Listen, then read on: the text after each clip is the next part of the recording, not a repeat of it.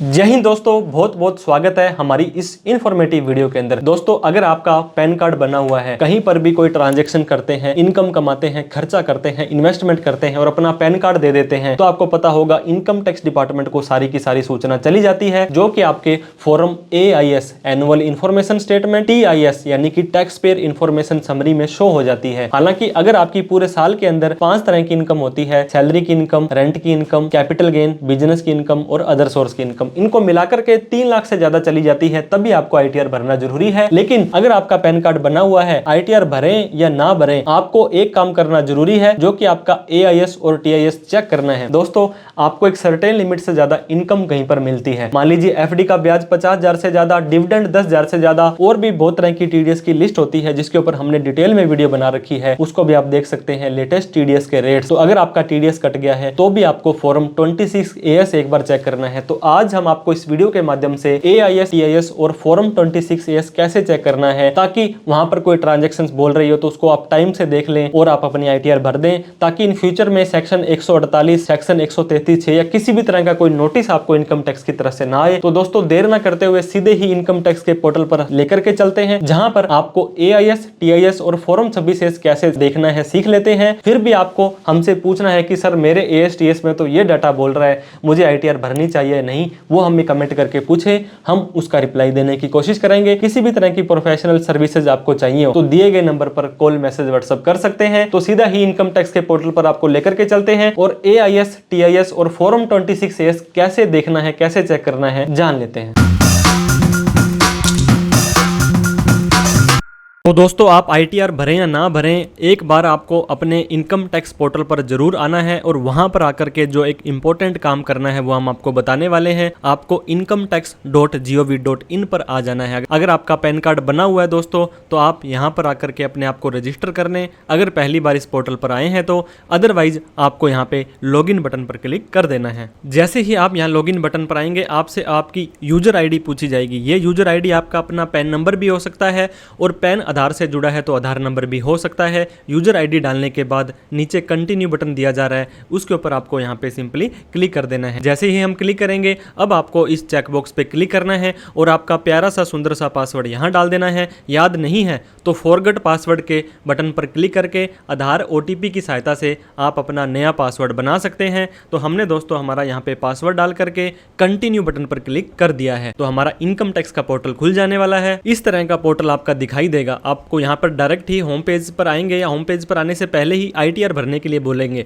लेकिन आपको ITR भरने से पहले यहाँ पे आपको AIS का बटन दिखाई दे रहा होगा, जिसका फुल फॉर्म होता है एनुअल इन्फॉर्मेशन स्टेटमेंट। इसमें क्लिक करेंगे और प्रोसीड बटन पर आपको क्लिक कर देना है। अब आपको दोस्तों लेफ्ट साइड में फिर से यहाँ पे AIS दिखाई देगा, आपको इस AIS के बटन पर क्लिक कर देना है। अब 1/4/24 से 31/3/25 वाला फाइनेंशियल ईयर 24-25 होगा। दोस्तों ध्यान दें, अभी आपको एक फॉर्म और दिखाएंगे, वो होता है 26AS। इसके अंदर आपका असेसमेंट ईयर 25-26 होगा, लेकिन यहाँ पे फाइनेंशियल ईयर 24-25 होगा। अब TIS और AIS नाम के ये जो 2 फॉर्म हैं, इनको आपको देखना है। तो हम यहाँ पे TIS यानी कि टैक्स पेयर इन्फॉर्मेशन समरी में क्लिक कर देते हैं और आपको थोड़ा सा नीचे आ जाना है। अब दोस्तों, अब आपके पैन कार्ड के अगेंस्ट जितने भी ट्रांजैक्शंस होंगे वो सारे के सारे यहाँ पे शो कर जाएंगे। आपने किसी भी बैंक वाले को, शेयर मार्केट वाले को, जहाँ पर भी आपने अपना पैन कार्ड दिया था, फॉर एग्जाम्पल सैलरी की इनकम आ रही है तो इसके ऊपर हो सकता है सेक्शन 192 में आपका TDS भी कटा जाए। सैलरी नहीं है, पेंशन की इनकम है, तब भी वो यहाँ पे दिखाने वाला है। डिविडेंड, शेयर मार्केट में काम किया था, कितने भी सेविंग बैंक अकाउंट है उन सभी का सेविंग का ब्याज, अगर आपने FD कराई थी या RD कराई थी, उन सभी का इंटरेस्ट आपका यहाँ शो होगा। अब दोस्तों, sale of securities and unit of mutual fund, अगर आपने long term capital gain, short term capital gain, intraday, इन तरह से किसी भी तरह में कोई काम किया है तो यहाँ पे बोलेगा।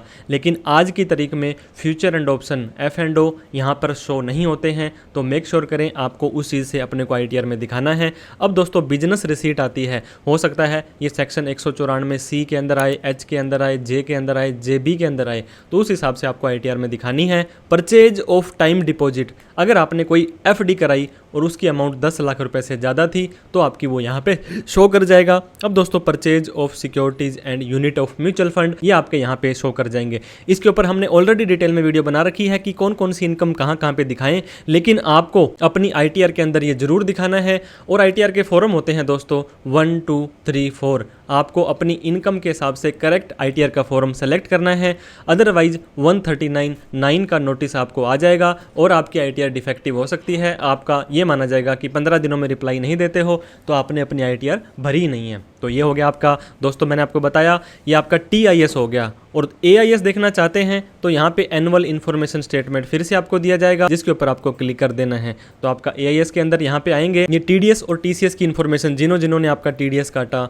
SFT इन्फॉर्मेशन होती है जहाँ पर आपने एक सर्टेन लिमिट से ज़्यादा के ट्रांजेक्शन्स किए, जैसे कि डिविडेंड हो गया या आपकी FD वगैरह होगी। पेमेंट ऑफ टैक्सेज, पिछली बार आपने कोई self assessment tax, advance tax भरा, वो यहाँ आ जाएगा। कोई डिमांड या कोई भी रिफंड आपका आना था तो देखिए दोस्तों यहाँ आ जाएगा।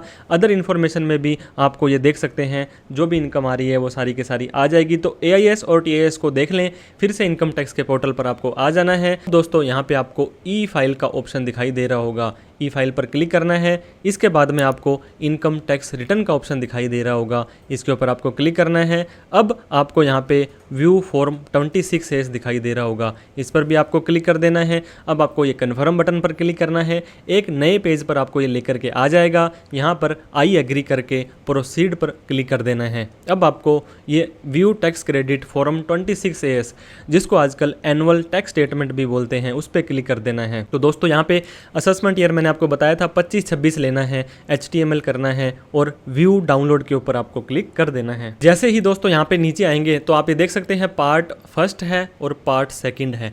यहाँ पे आपने फॉर्म 15G और H दिया था, आपका TDS तो नहीं कटा था, लेकिन इनकम आपकी यहाँ पे शो होगी, उसको भी आपको ITR में दिखाना सुनिश्चित करना है। यहाँ पे टैक्स डिडक्टेड एट सोर्स, किसी ने भी आपका कोई TDS काटा, ये देखिए दोस्तों टोटल टैक्स डिडक्टेड, यहाँ पे इतना TDS तो आपका ऑलरेडी इन्होंने काट लिया है और इतनी इनकम आपको दी है और ये इनका 10 नंबर है जिस व्यक्ति ने आपका TDS काटा है। अब आपको यहाँ पे प्लस का निशान दिखाई दे रहा होगा, हर एक प्लस के निशान पर क्लिक करेंगे तो आपको उसका पता लग जाएगा कि कौन से सेक्शन में क्या इनकम आ रही है। सेक्शन 194JB ये आपकी प्रोफेशनल इनकम होती है दोस्तों, ये आपने कोई सर्विस दी, किसी को कोई भी फीस दी। इसके बाद में आपको सेक्शन 194 आ रहा है, अगर ये होता है आपने शेयर मार्केट में पैसा लगाया था और आपको डिविडेंड की कोई भी कमाई हुई है। इसके बाद फिर से 194 आ रहा है, अगर किसी बैंक का नाम आ रहा है तो मोस्ट प्रोबेबली यहाँ पे दोस्तों सेक्शन 194A आपको दिखाई देने वाला है। तो इस तरह से क्या होगा, आप अपना 26A चेक कर लेंगे। इसके नीचे भी किसी ने आपका कोई TCS कलेक्ट किया या और भी बहुत तरह के ट्रांजेक्शन्स हैं